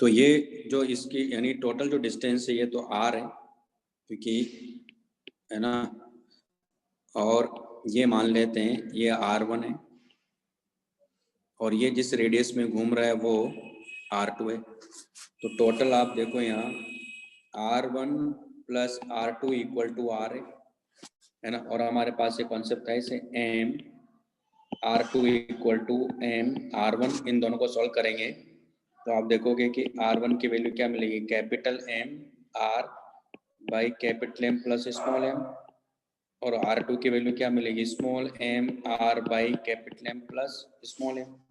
ठीक, अब अगर मान लो ये घूम के ये यहाँ कहीं पहुंचता है इलेक्ट्रॉन,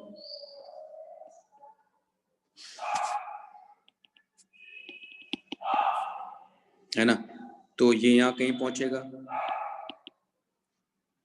ये कैपिटल M, यानी जिस रेट से ये घूम रहा है उसी रेट से ये घूम रहा है, इसका एंगल, इसका मतलब दोनों का ओमेगा क्या है, यहाँ सेम ही है, होना ही चाहिए, क्योंकि दोनों को एक ही लाइन में रहना है, तभी तो इनका जो इंटरेक्शन फोर्स है वही तो सेंट्रीपिटल फोर्स प्रोवाइड कर रहा है। ठीक है, तो यहाँ क्या हो जाएगा, दरअसल ZE into E divide by 4 pi epsilon naught r square equal to capital M omega square r2 equal to small m omega square r1। वहाँ यहाँ इसकी जगह क्या आ गया था, वहाँ Gm1 m2 by r square, बाकी का ये दोनों तो सेम ही था, वैसा ही लिख लो इसको।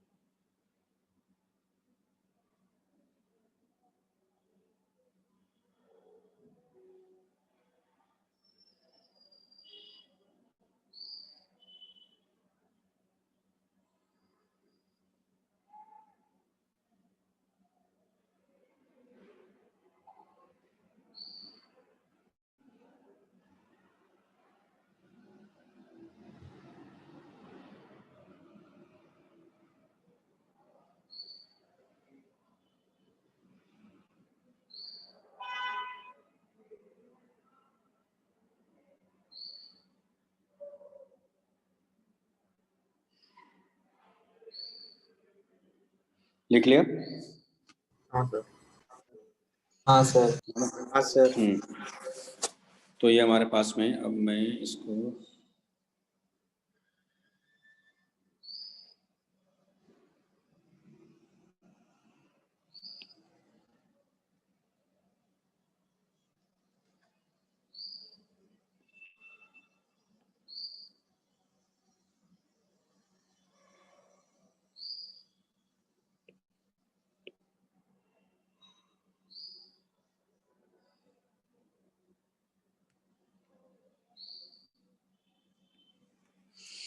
तो क्या करेंगे हम लोग पहले, क्योंकि यहाँ देखो टोटल एनर्जी क्या होगी है, देखो nth ऑर्बिट के लिए एनर्जी जो लिखोगे आप, वो लिखोगे half I1 omega square plus half I2 omega square, ये काइनेटिक एनर्जी हो गई, minus ZE square by 4 pi epsilon naught R होगी कि नहीं होगी, ठीक है ना।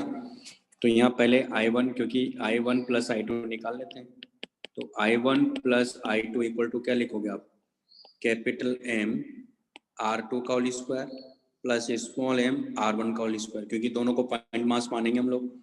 R1 R2 की वैल्यू आपको पता ही है, I1 plus I2 equal to M, R2 की वैल्यू क्या है यहाँ, M R by M plus M का whole square plus small m capital M R by capital M plus small m का होल स्क्वायर। तो अल्टीमेटली इसको solve करो तो क्या मिलेगा, capital M small m by capital M plus small m into R square मिल जाएगा, यानी ये इसका मोमेंट ऑफ इनर्शिया आ गया टोटल, है ना। तो एक तो ये इक्वेशन हमारे पास में है ही, इसको तो हटा देते हैं।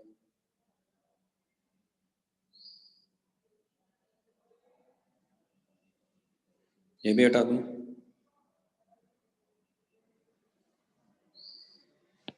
है ना। तो यहाँ से यहाँ रख दो इस पे, तुम्हारे पास E एन इक्वल टू हो गया half M capital M by capital M plus small m R square omega square minus ZE square by 4 pi epsilon naught R। Clear है। अब हमारे पास ये भी तो एक कॉन्सेप्ट है, I1 omega plus I2 omega equal to NH by 2 pi ना, angular momentum quantization वाला कॉन्सेप्ट भी तो है। तो यहाँ ओमेगा इंटू I1 को क्या लिखेंगे हम लोग, यहाँ capital M small m by capital M small m R square equal to NH by 2 pi. अभी हमारे पास में क्या करेंगे, देखो एक तो हमारे पास में न तो अपने को R मालूम है, न ओमेगा मालूम है ना, लेकिन याद रखो ये वाली मालूम इक्वेशन 1 है और ये इक्वेशन 2 है, लेकिन हमें ये तो मालूम है कि ZE square by 4 pi epsilon naught R square equal to क्या है, यहाँ M ओमेगा स्क्वायर R2 है या small m omega square R1 है। तो यहाँ R2 की वैल्यू पता है मुझे, तो क्या करूँगा यहाँ ZE square by 4 pi epsilon naught R square M omega square और R2 की वैल्यू क्या हो जाएगी, क्या दिया है R2 की value, M R by M plus M है ना हमारे पास में। ये लॉजिक समझ में आया। तो यहाँ से अपने को इक्वेशंस मिलेगी। अब तो क्या करते हैं, यहाँ से देखो ZE square by 4 pi epsilon naught R और यहाँ हो जाएगा capital M small m omega square R square by M plus M, है ना। तो आप देखो इक्वेशन नंबर 1 2 और ये इक्वेशन नंबर क्या हो गई, 3 हो गई ना। तो 2 और 3 से हम डिवाइड कर लेते तो ओमेगा मिल जाएगा, है ना। ओमेगा मिलेगा नहीं, हमें क्या चाहिए, ओमेगा को एलिमिनेट करना है ना, या ऐसा करते हैं। हो गया ना हमारा एक काम, तो ये हो गया, यहाँ से एक काम तो ये हो गया कि इक्वेशन नंबर 1 जो बन रही है हमारे पास में, ये इक्वेशन नंबर 1 है ना। यहाँ देखो इस वाली इक्वेशन को, इक्वेशन नंबर 1 और 3 में देखो आप, यहाँ से कुछ समझ में आ रहा है, ओमेगा स्क्वायर R स्क्वायर और इस पूरी क्वांटिटी को तो मैं यहाँ रखूंगा तो क्या मिलेगा, देखो EN इक्वल टू मेरे पास में आ रहा है हाफ और ये क्या मिल रहा है ZE square by 4 pi epsilon naught R minus ZE square by 4 pi epsilon naught R from equation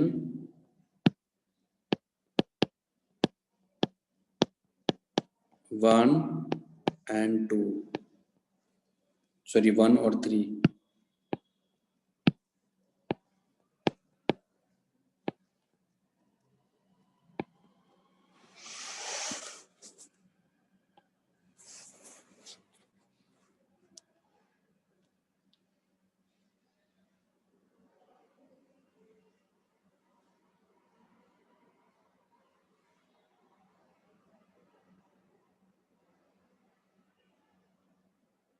और 2 और 3 से हम लोग यहाँ आर की वैल्यू निकालेंगे। तो मैं 2 को क्या करता हूँ, स्क्वायर कर देता हूँ, तो मुझे और ओमेगा स्क्वायर को एलिमिनेट कर देता हूँ तो आर मिल जाएगा, उस आर को यहाँ रख दूंगा मैं।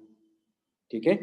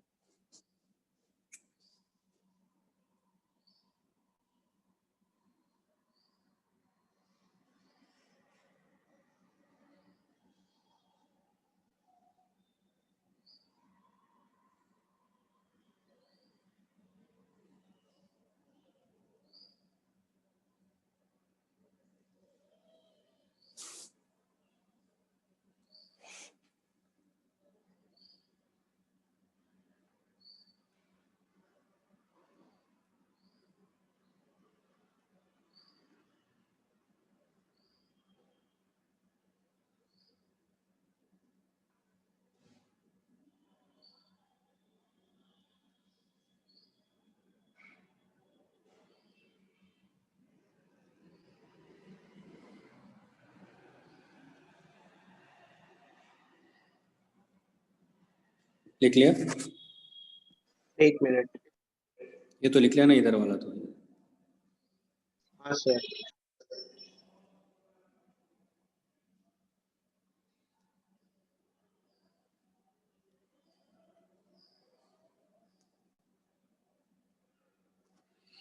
तो यहाँ देखो इसी इक्वेशन को, इस वाली इक्वेशन को क्या लिख सकते हैं, तुम्हारे पास में यहाँ तो सीधा ई एन इक्वल टू आ जाएगा minus Z E square by, ये हो जाएगा 8 पाई एप्सिलॉन नॉट आर, है ना। ये इक्वेशन नंबर 4 हो गया हमारे पास में।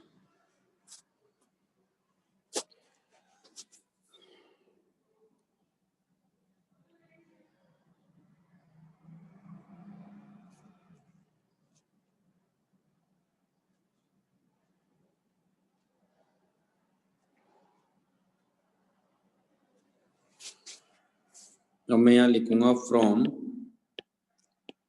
इक्वेशन नंबर 2, तो इसका स्क्वायर कर दूंगा मैं, तो omega capital M small m by capital M plus small m R square, इसका स्क्वायर करेंगे और इक्वल टू इधर एन एच बाई 2 पाई का होल स्क्वायर करेंगे।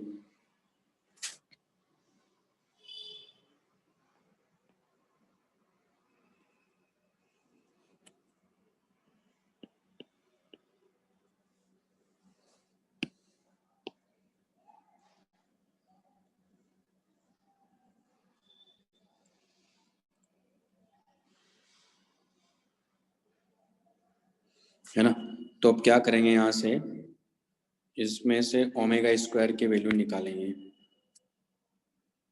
और किस में पुट कर देंगे, इसमें पुट कर देंगे इक्वेशन नंबर 3 में। तुम्हारे पास कितना हो जाएगा, देखो ये हो गया omega square m M R square by M plus m, इसको एक साथ रखेंगे, square equal to n square H square by 4 pi square.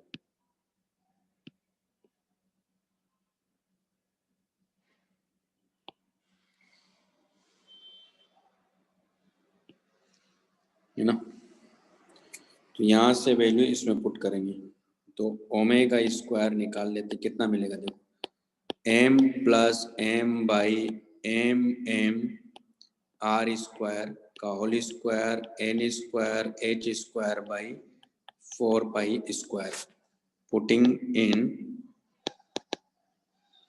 3, putting in 3।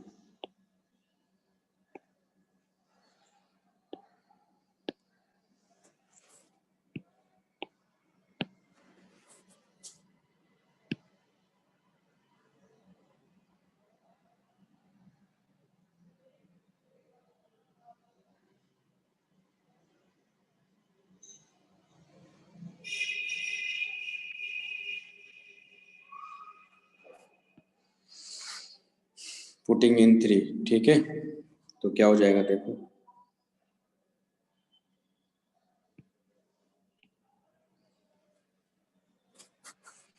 तो ये हो जाएगा हमारे पास में Z E square by 4πε0 R, और ये इक्वल टू हो गया एम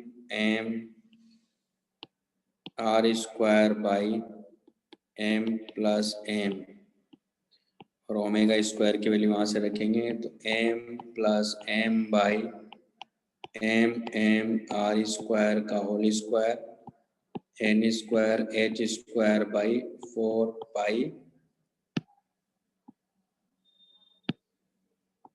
4π स्क्वायर। तो यहाँ से देखो ये तो स्क्वायर है ना, तो ऊपर क्या रह जाएगा, देखो Z E square by 4πε0 R equal to ये रह जाएगा M plus M by M into M, और ऊपर है आर स्क्वायर बाई नीचे क्या है R to power 4 N square H square by 4π square.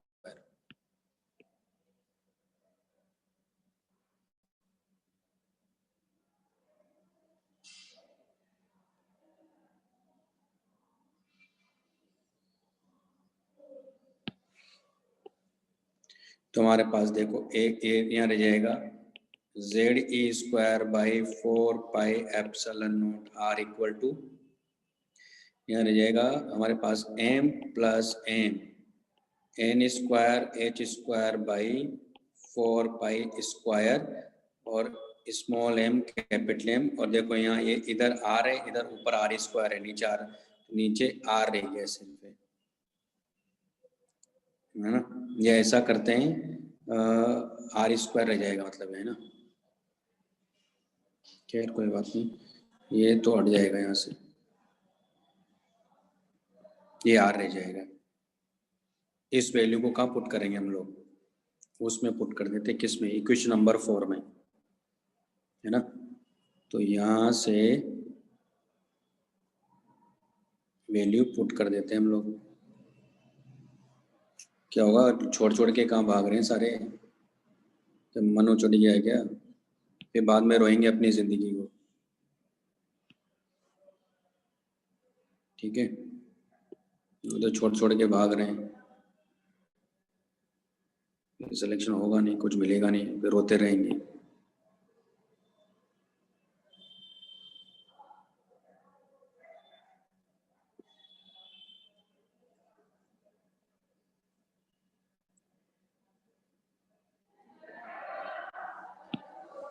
तो यहाँ से आर की वैल्यू निकालेंगे हम लोग। तो देखो आर की वैल्यू क्या मिलेगी अपने को यहाँ से, तो आर, वो प्रीवियस वाला राइटिंग पर दिखा सकते हैं क्या? कौन सा वाला, तो ब्लू में जो लिखा था वो तो सब चला गया, ओके वो तो एक भी नहीं है अब, कुछ नहीं, वो मैनिपुलेट किया था। देखो मैं आपको बताता हूँ फाइनली कौन सी इक्वेशन याद रखना है, उस पर चल रहा हूँ मैं।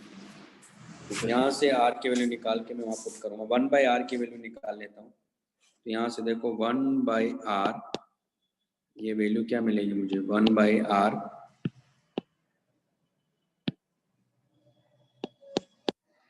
1/r इक्वल टू मिलेगा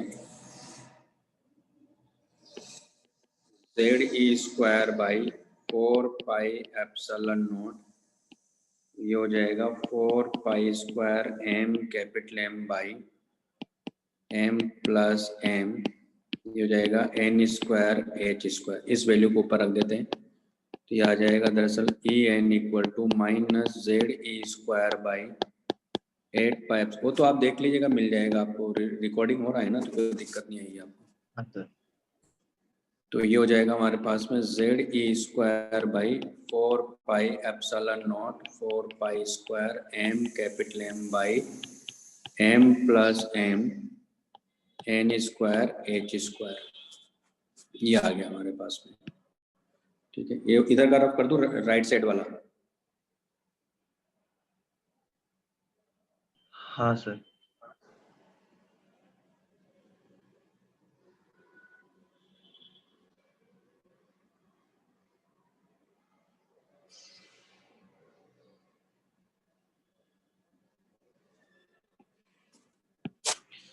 तो यहाँ इसको सिंप्लीफाई करेंगे, तो आप देखो ई एन इक्वल टू मिलेगा अपने को minus Z square E to power 4।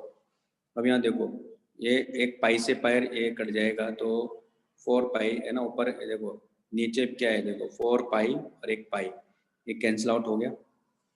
तो ये हो गया हमारे पास में जेड ई टू पावर 4 और यह मिलेगा अपने को small m capital M by ये हो जाएगा 8 एप्सिलॉन नॉट का whole square H square capital M plus small m और ये मिलेगा अपने को है ना इंटू एन स्क्वायर।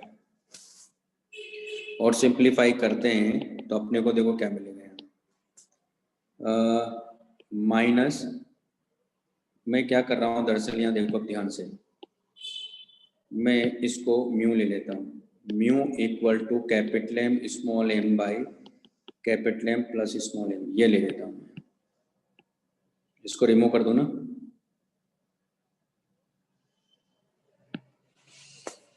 तो हमारे पास देखो क्या आ रहा है ई एन इक्वल टू आ रहा है माइनस ई टू पावर 4 है ना into mu by 8 epsilon naught h square और ऊपर जाएगा Z square by n square. ठीक है, अब मैं इसमें क्या कर रहा हूँ ऊपर नीचे एन एम से मल्टीप्लाई कर दूँ मास ऑफ द इलेक्ट्रॉन, तो minus e to power 4 m by 8 epsilon naught h square और ये हो गया म्यू बाई एम, ये हो गया Z square by n square. ये क्वांटिटी क्या है, ये दरअसल 13.6 है।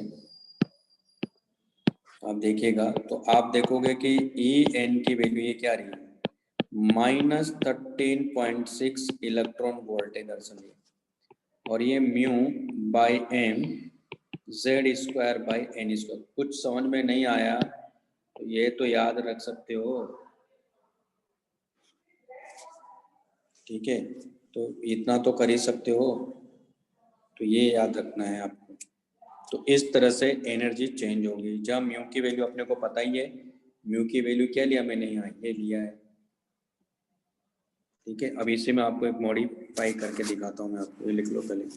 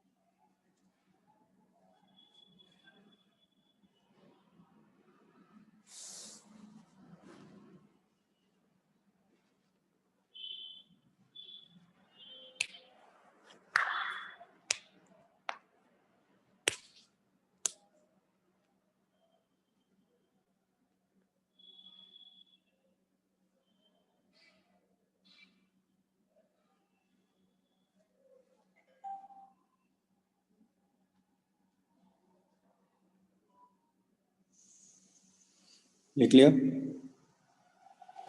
हाँ सर।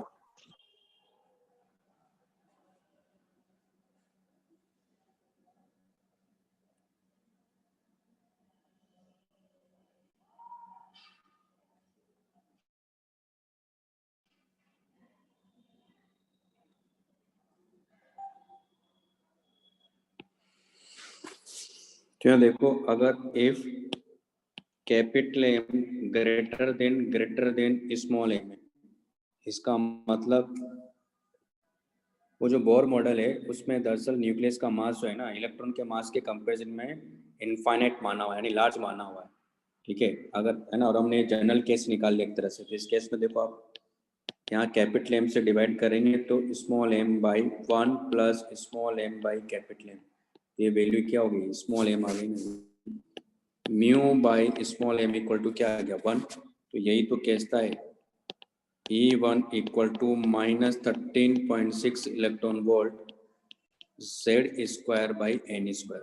वो ये वाला केस था जो हम पहले पढ़ चुके थे। और ये जो अभी पढ़ा हमने ये जनरल केस है। तो आज इतना ही करेंगे, ठीक है। तो आप करते जाओ होमवर्क। सर हाँ बोलिए। लिख लिया वो।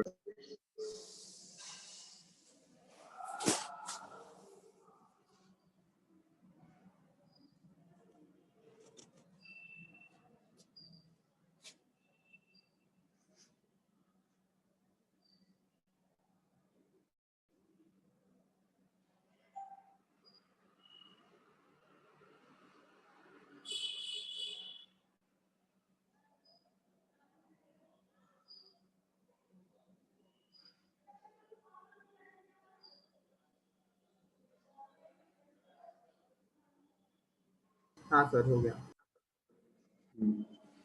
चलिए फिर।